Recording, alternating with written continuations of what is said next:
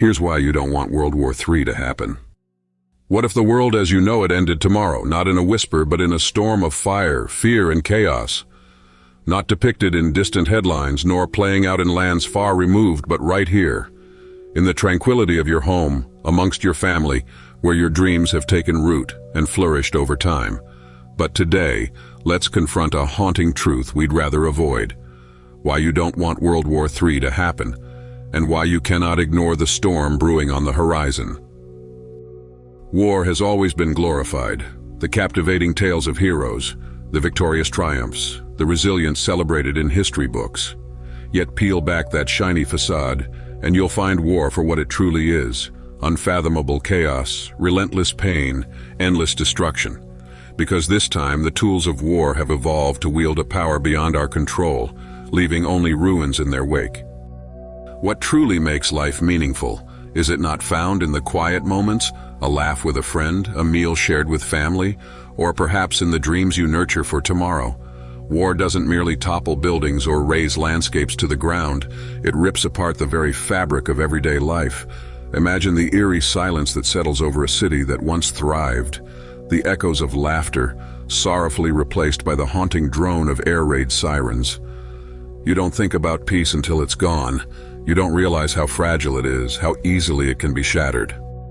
The bombs we possess today extend beyond mere power. They're apocalyptic.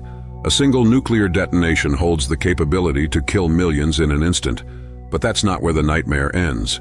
The fallout, the poison seeping into the air, the water, the soil, ushers in years of suffering. Survivors, if they could still be called that, would endure unspeakable hardships, radiation sickness, famine, and overwhelming despair.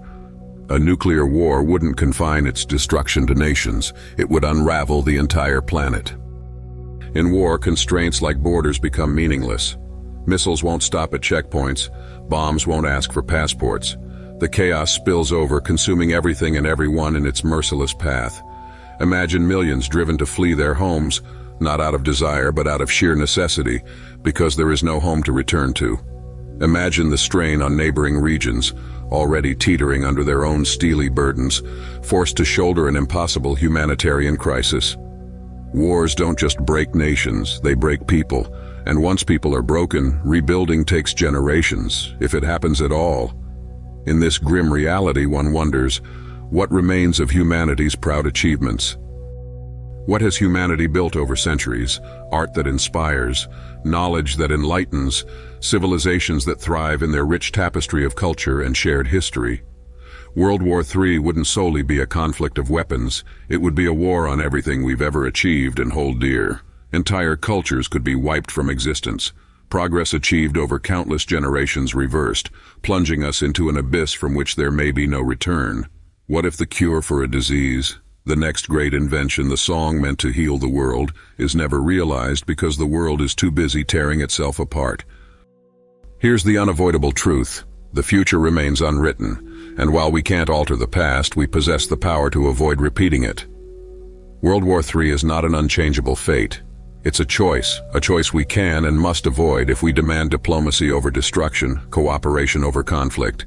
Peace isn't passive, it's active. It requires the courage to stand up and say, enough. It's more challenging than war, but it's the only sustainable path forward. Such is the peace we must actively pursue. You're more powerful than you might think. The choices you make in your daily life, the conversations you engage in, the causes you choose to support, they all ripple outward, influencing lifelines far beyond your immediate sphere. Educate yourself, speak out, demand accountability from those wielding power, and most crucially, remember that peace begins on a small scale. It starts with you, with the conscientious intention behind each of your actions. If World War III becomes a reality, there won't be victors or vanquished in any traditional sense. There will only be survivors, if we are fortunate. But we don't have to remain in that threatening shadow. We can consciously choose a different path, a path where the radiance of peace outshines the insidious fires of war. Let us not squander the lessons etched in the painful chapters of our past.